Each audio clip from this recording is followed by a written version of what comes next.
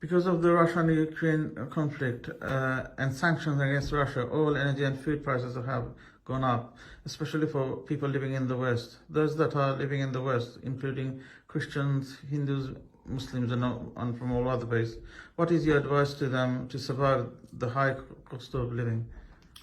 Well, on this visit to Britain, I have travelled from London to Portsmouth, to Bristol, to Exeter, to Bradford, to Manchester, to Glasgow, to Edinburgh, to Inverness, to Derby, to Nottingham, and now I'm in Leicester. And I've found one thing consistent all through my travel these last 3 weeks, and that is that people now have less money to spend. The sales of my books tell me the story. And when they do buy a book, they can only afford to buy the small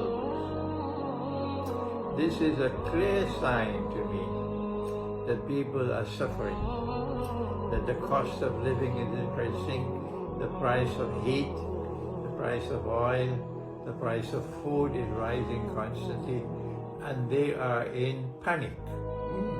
So they have to conserve the resources.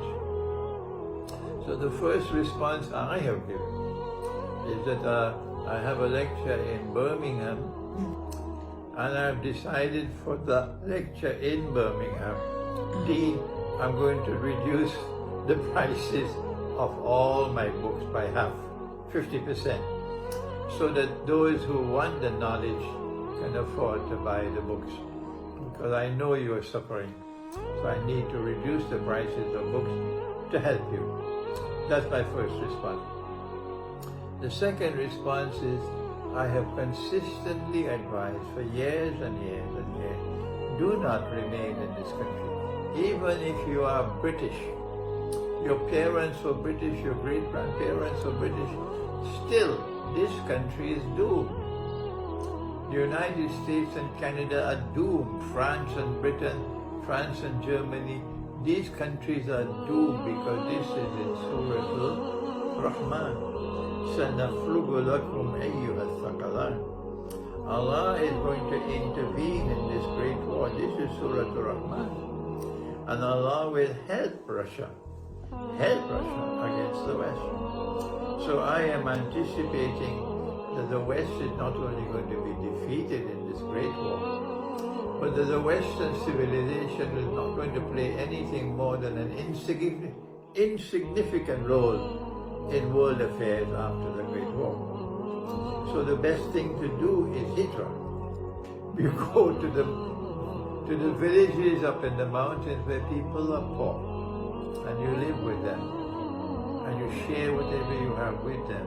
And when the villagers accept you, mashallah, you have a lovely life in the villages, in the mountains. Please don't stay in the cities, but go to the coastline and live in the villages, and you want to stay here. Then I say, well, the next best thing is to leave the cities of Britain and go to live in small communities in the remote British countryside. But only 1 in 1,000 will do that. The 999 will continue to live in the cities until the ship sinks, because they're nothing more than sheep and cattle.